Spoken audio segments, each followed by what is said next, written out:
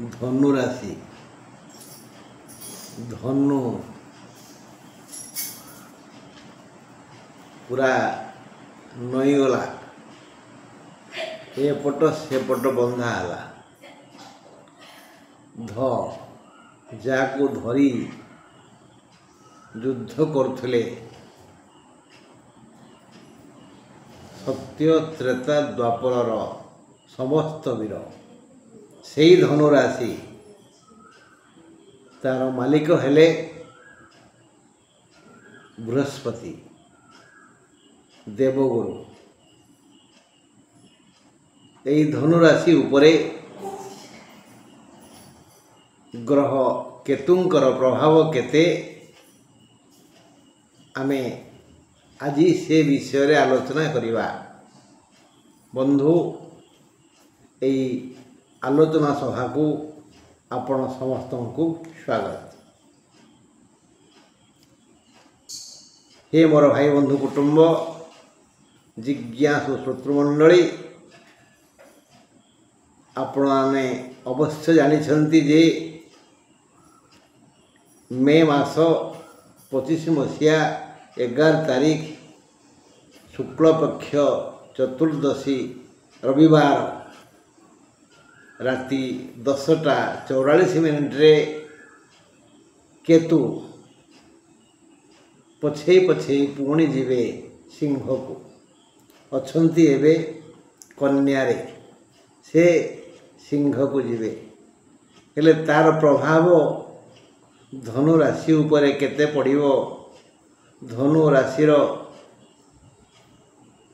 समस्त व्यक्ति केते प्लस पॉइंट केते माइनस पॉइंट पाइबे मूला पूर्वषाढ़ा उत्तराषाढ़ा भिन्न भिन्न नक्षत्र त्रय को केतु महाराज केते सुख केते दुख देवे आसतु मिलेमिशी दुख सुख हवा जदि आपणकर धनु राशि और मूला नक्षत्र बोले 19 विभक्तक 9 तेबे आपणक पई अति भल कथा जे सर्वविध सुख आमको मिलिबो सर्वविध सुख आमे मनीष केवल सुख आशारे अन्य को दुख दे थाऊ अनेक जगह को खाल कला परे गोटाए जगार माटी जमा हुए और उच्च हुए अन्य बहुत लोक अभाव रे पड़िले आमर भाव बढ़े आमर संपत्ति बढ़े आमे स्वार्थपर किंतु आजिर आलोचना ताहा नुहे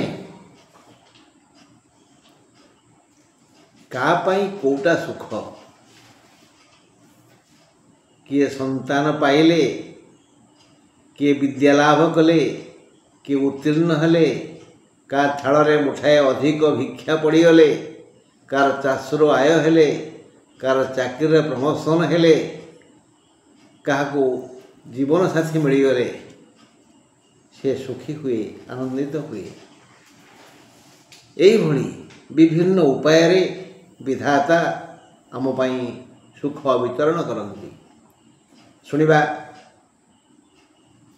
अति भल कथा मूला नक्षत्र को केतु सर्वविध सुख दे आनंदित करिवे भक्तगण को ऐश्वरिक सुख संसारी मानू भौतिक सुख यथा धन जन गोप लक्ष्मी पुत्र कन्या स्वामी स्त्री आदि मिलिबो संतान सुख दंपति को युव श्रेणी को जीवन साथी सुख कवि भावुक मानू प्राकृतिक सुख एणु अति भल समय आसिला बोली जानन्तु धनलक्ष्मी वाणिज्य लक्ष्मी भाग्यलक्ष्मी गृहलक्ष्मी प्रभृति विभिन्न उपाय माँ लक्ष्मी दया करिवे योगी और सन्यासी माने दैवी कल्याण पाइबे।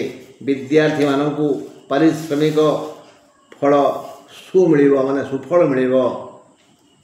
संसारी मानकर समस्त मनस्कामना पूर्ण हेब। धनकामी मानकु धन, यशकामी मानकु यश, विद्याकामी मानकु विद्या, उद्योगी युव गोष्ठी को सुवृत्ति और विवाहकामी युवश्रेणी को मन लाखी जीवन साथी मिलिब। ये सब मिलिब मिलिब मिलिब हेले किए दब? देवे परा केतु। से योजना से करिछंती, तमे नुह कि मु नुह कि आम माने केही नुह। विधि विधान बड़ विचित्र। जदि आपण धनुराशि और पूर्वाषाढ़ नक्षत्र तेबे समय आदौ भल नुह। मूला को से बहुत भल जिनिस देवे किंतु समय आदौ भल नुह। विभिन्न दिगरे धन खर्च होइजिव। आसव आंग सब जीव। धन खर्च होइजिव, संचित अर्थ सरीजिव। एपरिक धन हजि जाइपारे, ठकामी पड़ जाइपारती, चोरी हो जाइपारे, प्राकृतिक विपर्यय बड़ धरणर क्षयक्षति घटिपारे, फसल नष्ट हो जाइपारे, रोग व्याधि बा माली मोकदबारे किंबा भाई भागरे धन खर्च होइजिव। मोटामोटी अर्जित धन वृथा व्यय हेले भारी बाधिब। एणु एवेठू सच्चिंता करी सत्कर्म करंतु, कारण सत्कर्मर फल सत होइथाए। फलरे उचित मार्गरे व्यय हेब। घी तले ढाली हब नहीं, डाल ढाली हब, पेट को जीव, मंगल हेब। केमती? सच्चिंता कले, सत्कार्य कले, आउ सत्पात्र दान देले आपण सत्य ही जीवे। सत्य जुगर मनीष ही जीवे। जानिले शुणिले समय अच्छी जा तो घटी घटी एणी घटिया को दबानी। आम द्वारा किसी भूल काम न हो। आमे कहार निंदा करवानी, क्या घृणा करवानी, समस्त की आदर करवा। हेले केतु महाराज भी ताकर मन मत चिंता बदल देवे।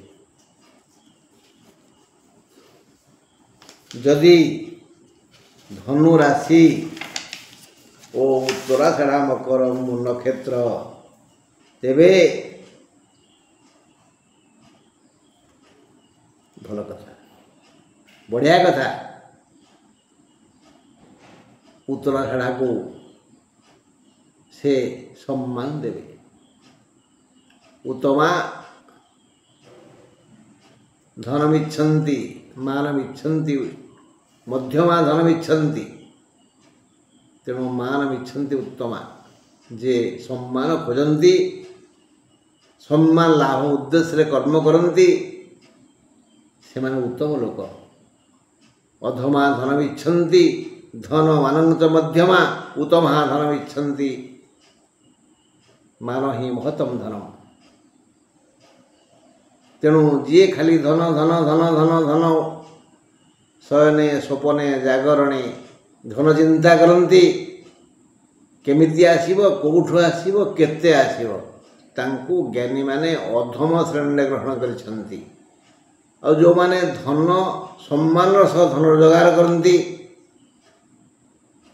से मध्यम वर्ग रखिंट ज्ञानी माने। जो माने समस्त व्यय विनिमय केवल सम्मान खोजती से माने उत्तम श्रेणी लोक। ये उत्तराषाढ़ नक्षत्र को एबे से धन मिलिब। सम्मान सम्मान सम्मान सम्मान लाभ जोग आसीगला। केवल भाग्यवान व्यक्ति ही सम्मानित होइथांती। यह सत्कर्मर फल। यही सम्मान सुसंतान जोगु, योग्य भाई जोगु, पतिप्राणा पत्नी जोगु ओ कर्म रंक पुरुषंक जोगु बा स्वामी जोगु बा स्वकर्म जोगु ही मिली थाए। संसारर मूल्यवान धन सम्मान। यही सम्मान आशा करि नथिबा लोके ନଇଁ ପଡ଼ିବେ। ଯାଠାରୁ ଆପଣ କେବେ ଆଶା କରିନଥିବେ ସେ ବି ନଇଁ ପଡ଼ିବେ, ସମ୍ମାନିତ କରିବେ, ପାଛୋଟି ନେବେ, ଜୁହାର ହେବେ, ପାଦଧୂଳି ନେବେ, ଗୁହାରି କରିବେ, ସମ୍ମାନିତ କରିବେ, ଆଦର କରିବେ। ବନ୍ଧୁ ସମ୍ପର୍କ ସୃଷ୍ଟି ହେବ। ବଡ଼ ପଦବୀ ବା ଚାକିରି ମିଳିଯାଇପାରେ। ପୁଅ ଯୋଗ୍ୟ ହୋଇ ଉତ୍ତମ ରୋଜଗାର କରିବ। ଝିଅ ପାଇଁ ସୁଯୋଗ୍ୟ ବରପାତ୍ର ମିଳିଯିବ। ସଂସ୍କାର ସମ୍ମାନପୂର୍ଣ୍ଣ ପରିବାର ମିଳିଯାଇପାରେ। ମୋଟାମୋଟି ସମ୍ମାନିତ ହେବେ। ଏହି ସମ୍ମାନ କେବଳ କେତୁ ଦେବେ। ଗ୍ରହ କେତୁ ହିଁ ଦେବେ ଉତ୍ତରା ଷାଢ଼ାକୁ। ଯଦି ଆପଣଙ୍କର ଧନୁ ରାଶି ଉତ୍ତରା ଷାଢ଼ା ନକ୍ଷତ୍ର, ତେବେ ଆପଣ କେବଳ ସମ୍ମାନିତ ହେବେ। ଏହି ସମ୍ମାନ ଅକ୍ଷୟ କୀର୍ତ୍ତି ରଖିବ। କୀର୍ତ୍ତିର୍ଯସ୍ୟ ସଜୀବତି ହୀନ କୀର୍ତ୍ତି ତୁ ନଶ୍ୟତି। ଯାହାର ସମ୍ମାନ ଅଛି, ଯିଏ କୀର୍ତ୍ତି କେତନ ଉଡ଼ଉଛି, ସେ କାଳକୁ ବଞ୍ଚି ରହିବ। କବି ସୂର୍ଯ୍ୟଙ୍କ ଉଦ୍ଦେଶ୍ୟରେ ଲେଖିଲେ, ତୁମ ମାଟି ଦେହ ଗ୍ରାସିଛି ଶ୍ମଶାନ, ମାତ୍ର ଯଶ ଦେହେ ତୁମେ ଆୟୁଷ୍ମାନ। ଏଇ ମାଟି ଶରୀରକୁ ମାଟି ଖାଇଯାଇଛି ତୁମର, ତୁମ ଦେହ ଆଉ ନାହିଁ। କିନ୍ତୁ ଯେପର୍ଯ୍ୟନ୍ତ ଓଡ଼ିଶା ଥିବ ସେ ପର୍ଯ୍ୟନ୍ତ ହେ ବଳଦେବ ରଥ, ହେ କବି ସୂର୍ଯ୍ୟ, ତମେ ଥିବ ଅକ୍ଷୟ କୀର୍ତ୍ତିର ଅଧୀଶ୍ୱର ହୋଇ। ତେଣୁ ବନ୍ଧୁ, ସେମିତି କାମ ଆମେ କରିବା ଯାହାକୁ ଦୁନିଆ ମନେ ରଖିବ। ଆମେ ମରିଗଲା ପରେ ବି ଆମକୁ ସମସ୍ତେ ମନେ ପକାଇବେ। ଯେଉଁଦିନ ଗୋପବନ୍ଧୁ କହିଲେ, ଆମେ ଯେଉଁଦିନ ଏ ପୃଥିବୀକୁ ଆସିଲେ ସେଦିନ ସମସ୍ତେ ଖୁସି ହେଇଥିଲେ, କିନ୍ତୁ ଆମେ କାନ୍ଦିଥିଲେ କ୍ୱାଁ କ୍ୱାଁ କ୍ୱାଁ କ୍ୱାଁ। କିନ୍ତୁ ଆମେ ଏମିତି କାମ କରି ମରିବା ଯେ ଆମେ ହସି ହସି ମରିବା ଓ ଆମ ପାଇଁ ସମସ୍ତେ କାନ୍ଦିବେ, ହାୟ ହାୟ ହାୟରେ ବିଧାତା କ'ଣ କଲୁ, କାହାକୁ ନେଇଗଲୁ ଏ ସଂସାରରୁ, ଆମ ଜୀବନ ଦୀପକୁ ଲିଭେଇ ଦେଲୁ। ତାହେଲେ ସିନା ଆମେ ମଣିଷ। ବଡ଼ ହେବା ଭଲ କଥା, ଭଲ ହେବା ସବୁଠୁ ବଡ଼ କଥା। ଆପଣ ଭଲ ହୁଅନ୍ତୁ ନା, ଈଶ୍ୱର ଦୟା କରିବେ, କେତୁ କଲ୍ୟାଣ କରିବେ, ମଙ୍ଗଳ ହଉ। ନମସ୍କାର ବନ୍ଧୁ, ନମସ୍କାର।